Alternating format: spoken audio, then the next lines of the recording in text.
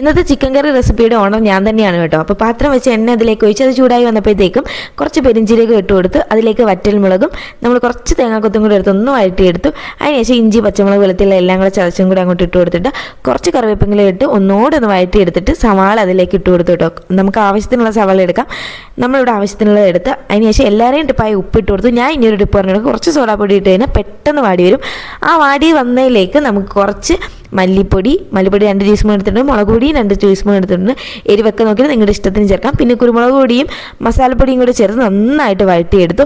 അപ്പോൾ ഈ വെള്ളം നമുക്ക് അതിലേക്ക് ചേർക്കാനുള്ളതാണ് കേട്ടോ ചൂടാക്കിക്കൊണ്ടിരിക്കുന്നത്. അതിനുശേഷം ചിക്കനും കൂടി ഇട്ടുകൊണ്ട് നന്നായിട്ടൊന്ന് മിക്സ് ചെയ്തിട്ട് നമുക്ക് ഈ ചൂടാക്കിയ വെള്ളം ഒരു 1.5 ഗ്ലാസ് വെള്ളം ഒഴിച്ച് കൊടുക്കുന്നുണ്ട് കേട്ടോ. പിന്നെ ചിക്കനിൽ നിന്ന് വെള്ളം ഇറങ്ങും, നിങ്ങളുടെ ഇഷ്ടത്തിന് ചേർത്ത് കൊടുക്കാം. അതിനുശേഷം അടച്ചു വെച്ച് ഒന്ന് വേവിച്ചെടുക്കാം.